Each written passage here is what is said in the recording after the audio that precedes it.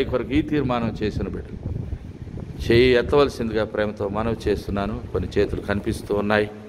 దేవునికి మహిమ కలుగునుగాక. దేవుని ప్రియ బిడ్డలారా, ఈ తీర్మానం అత్యంత ప్రాముఖ్యమైనది. మనం ఏమి చేసి మన ఆత్మను రక్షించుకోలేము. రేపటి రోజున భయంకరమైన ఉగ్రత ఈ లోకం మీదకి రాబోతూ ఉన్నది.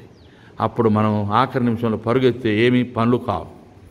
దేవా, నీ కృప కలిగిన సన్నిధిలో, నీ ప్రార్థన పరిశుద్ధమైన నీ సన్నిధిలో, నీ వర్తమానం వినుటకు నీ బిడ్డలకు నీవు అనుగ్రహించిన ఈ తరుణాన్ని బట్టి నీకు స్తోత్రాలు చెల్లిస్తున్నావు. నీ బిడ్డలను నీ కొరకు తీర్మానం చేయనట్లు, నీకు లోబడినట్లు సహాయం చేయి. మా ప్రతి అక్కర తీర్చి మహిమ పొందు నాయన. మేము నీ వారము, నీ సొత్తు అయిన ప్రజలు. నీవిచ్చిన వాగ్దానం బట్టి యేసు ప్రభు అని, రక్షకుడని ఆయన హృదయంలో చేర్చుకున్న ప్రతి ఒక్కరూ నీ బిడ్డలే, నీ సొత్తే.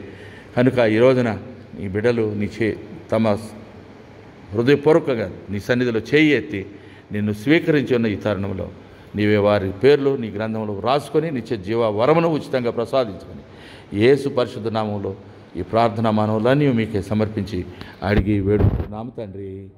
ఆమెన్.